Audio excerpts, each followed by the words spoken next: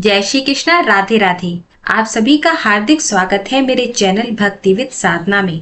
सावन माह के कृष्ण पक्ष की एकादशी तिथि को कामिका एकादशी के नाम से जाना जाता है। यह दिन भगवान विष्णु को समर्पित होता है। इस दिन भगवान विष्णु की विशेष कृपा प्राप्त करने के लिए व्रत रखा जाता है और भगवान विष्णु की विधि विधान से पूजा की जाती है।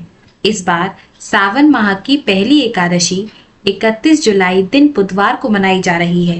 कामिका एकादशी की कथा और महात्म्य सुनने से सभी पापों का नाश हो जाता है। कामिका एकादशी को श्री हरि का सबसे उत्तम व्रत माना जाता है।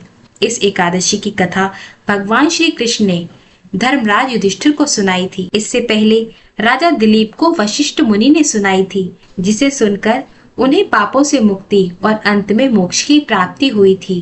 धर्मराज युधिष्ठिर भगवान श्री कृष्ण से कहने लगे, हे भगवान, मैं आपको कोटि कोटि प्रणाम करता हूँ। मैंने आपके श्रीमुख से आषाढ़ माह के शुक्ल पक्ष में आने वाली देवशयनी एकादशी का महात्म्य सुना। हे मधुसूदन, अब कृपया करके मुझे श्रावण मास के कृष्ण पक्ष में आने वाली एकादशी के बारे में भी बतलाइए। धर्मराज की यह बात सुनकर मनोहर मुस्कान वाले भगवान श्री कृष्ण कहने लगे, हे धर्मराज, जो प्रश्न तुमने अभी अभी किया है वही प्रश्न लेकर देव ऋषि नारद एक बार सृष्टि के रचयिता श्री ब्रह्मा जी के पास गए थे। वही मैं तुमसे कहता हूँ। नारद जी ने ब्रह्मा जी से पूछा था, हे पितामह, श्रावण मास के कृष्ण पक्ष की एकादशी की कथा सुनने की मेरी इच्छा है। उसका क्या नाम है, क्या विधि है और उसका महात्म्य क्या है, सो कृपा करके कहिए। नारद जी के ये वचन सुनकर ब्रह्मा जी कहने लगे, हे नारद, लोगों के हित के लिए तुमने बहुत ही सुंदर प्रश्न किया है। श्रावण मास की कृष्ण पक्ष की एकादशी का नाम कामिका है।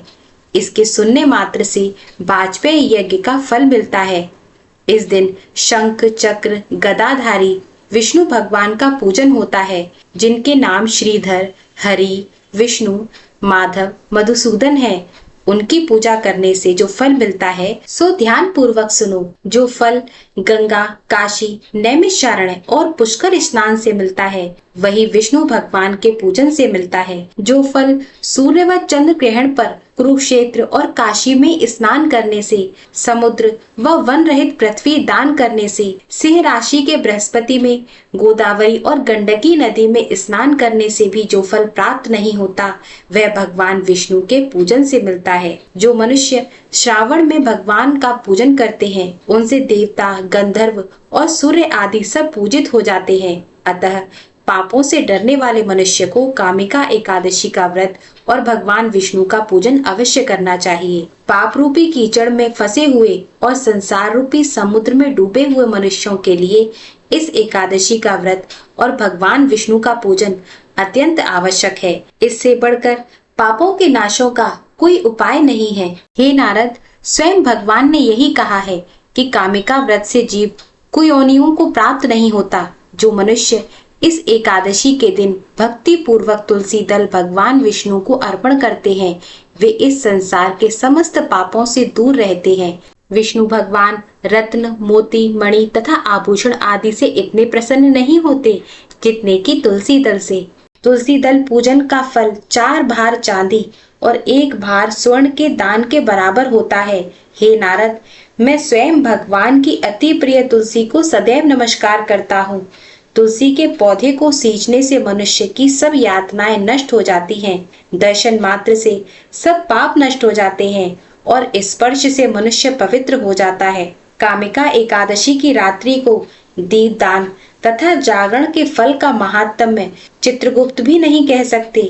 जो इस एकादशी की रात्रि को भगवान के मंदिर में दीपक जलाते हैं उनके पितृ स्वर्ग लोक में अमृत पान करते हैं तथा जो घी या तेल का दीपक जलाते हैं वे 100 करोड़ दीपकों से प्रकाशित होकर सूर्य लोक को जाते हैं।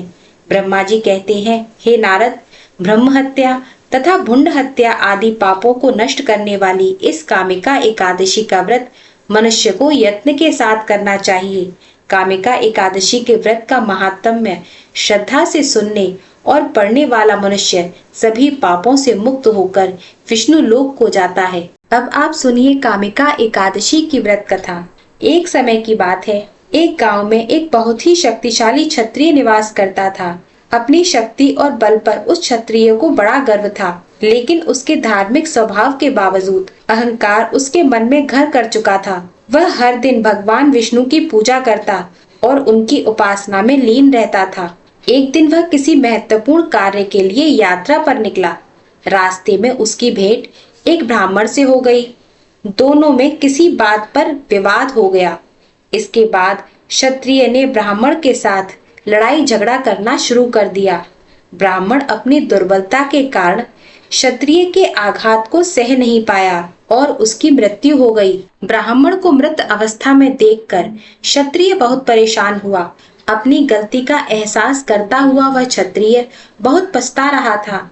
उसकी यह स्थिति गांव में चर्चा का विषय बन गई। क्षत्रिय युवक ने गांव वालों से क्षमा याचना की और ब्राह्मण का अंतिम संस्कार खुद करने का वचन दिया, लेकिन ब्राह्मणों ने अंतिम क्रिया में शामिल होने से इनकार कर दिया। तब वह क्षत्रिय ज्ञानी पंडितों के पास गया और अपने पाप को जानना चाहा, तो पंडितों ने उसे बताया कि उसे ब्रह्म हत्या का दोष लग चुका है, इसलिए हम अंतिम क्रिया के ब्राह्मण भोज में आपके घर भोजन नहीं कर सकते। यह सुनकर क्षत्रिय ने ब्रह्म हत्या दोष के प्रायश्चित का उपाय पूछा।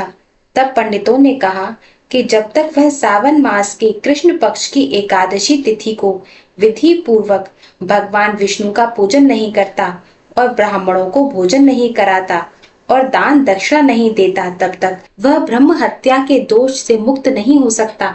क्षत्रिय ने ब्राह्मण के अंतिम संस्कार के बाद पंडितों की सलाह मानते हुए कामिका एकादशी के दिन पूरी श्रद्धा और विधि के अनुसार भगवान विष्णु की पूजा की। फिर उसने ब्राह्मणों को भोजन कराया और दान दक्षिणा भी दी।